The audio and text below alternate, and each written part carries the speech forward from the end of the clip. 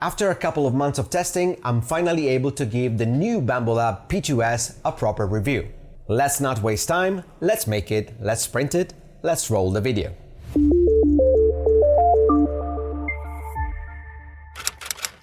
Hey guys, welcome back to my channel. My name is Alessio, and if you're new to the channel, please do consider to subscribe. Bambu Lab is back with a refresh of one of their most popular 3D printers, the P2S. If you have been following the P series, you know the P1S was widely regarded as one of the best mid-range enclosed 3D printers on the market. Today we're going to explore what's new, what's improved, and what still leaves room for tweaks. By the end of this video, you will know exactly why the P2S could make the X1 Carbon feel a bit outdated. At first, many expected Bambu Lab's next release to be a completely new machine, maybe even a nozzle changer, like the H2C. Instead, they surprised everyone with a thoughtful overhaul of an existing model. Not revolutionary, but careful, strategic improvements that elevate usability and performance. Let's start with the core specifications. The P2S maintains a 256 by 256 by 256 mm print volume, the same as the P1S, but now features a hardened steel 300 degrees Celsius hot hand with quick swappable nozzles.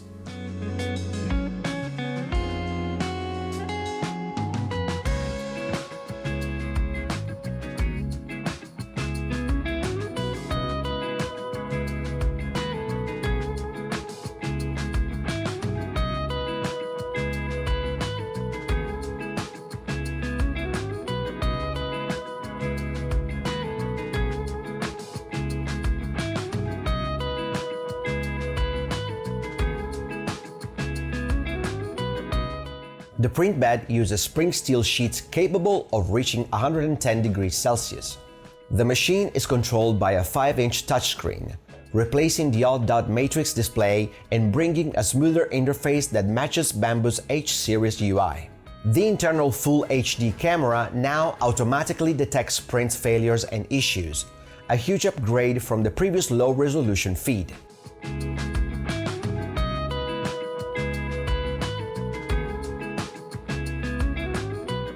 For multi-material printing, the P2S combo comes with the AMS Pro 2, which includes a built-in drying function.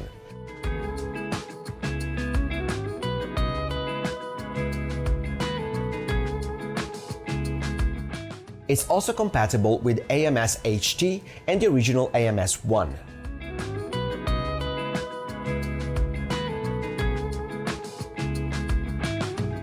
So you can print up to 20 colors in a single project if you like.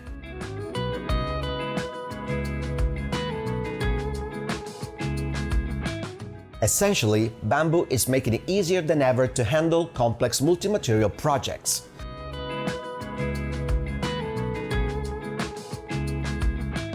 Without constantly swapping parts. So how does it actually perform? I ran tests with PLA,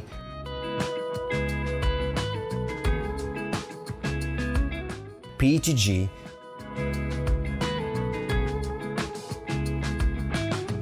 TPU,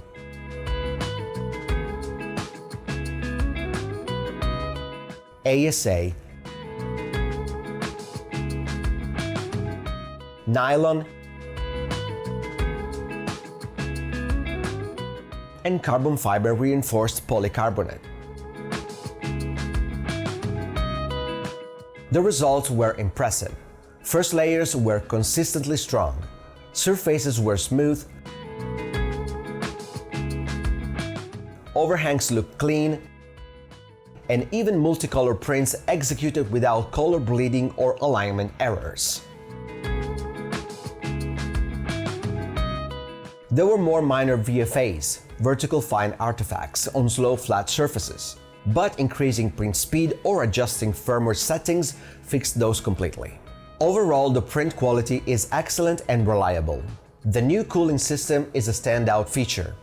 Bambu tackled the common issue with enclosed printers, overheating inside the chamber.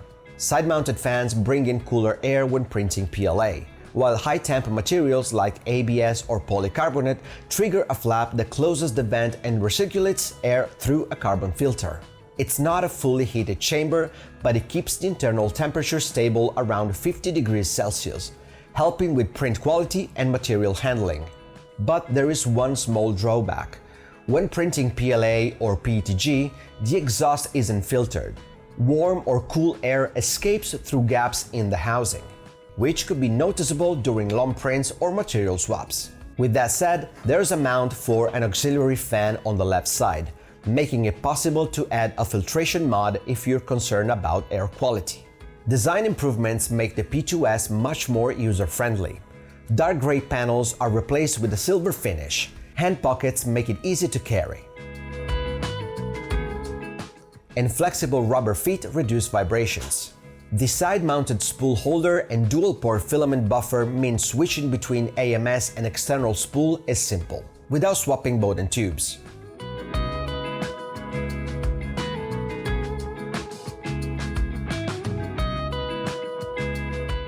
Internally, the guide rods are now steel instead of carbon fiber, and the tool head has been completely redesigned.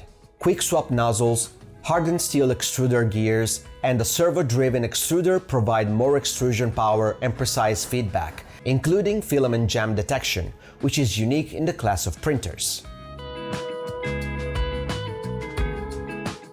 Lighting inside the chamber is upgraded with LED bars, making it easier to monitor prints and improving the camera's performance.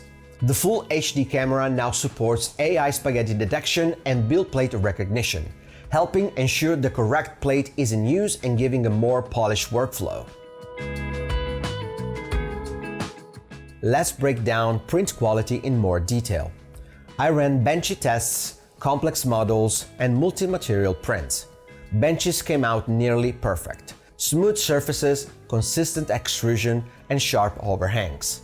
Even ASA benchy prints showed minor hull line distortion, which is pretty normal due to material shrinkage, not the printer. Multicolor prints were precise thanks to the AMS Pro 2. Small details like fine gaps and overhangs were accurate, and layer consistency was excellent across all material tested. There are a few minor points to note. The door still opens only about 110 degrees, which can feel tight in smaller workspaces. The heated bed uses rod-style heating instead of a silicone mat or PCB, which can cause some temperature unevenness on very large prints. And as mentioned, PLA PETG exhaust is unfiltered. These are minor but worth considering depending on your environment and printing needs. On the convenience side, Bambu clearly listened to the users.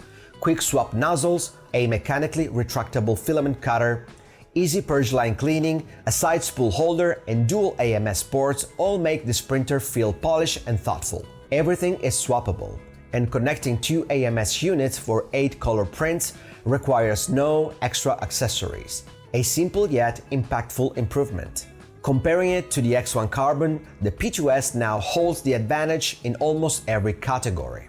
There is very little the X1 still does better, aside from the US 120 degrees Celsius bed. For anyone considering an X1 today, the P2S is more modern, more capable, and arguably a better value overall. Of course, Bambu Lab's ecosystem is a double-edged sword. It's tight, integrated, and works seamlessly. Bambu Studio,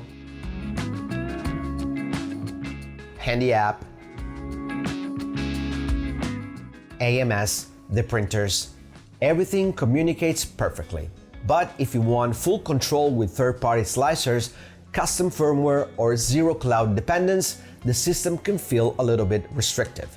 Copying G-codes or using the connection app is a bit clunky, but for the majority of the users, this won't be an issue.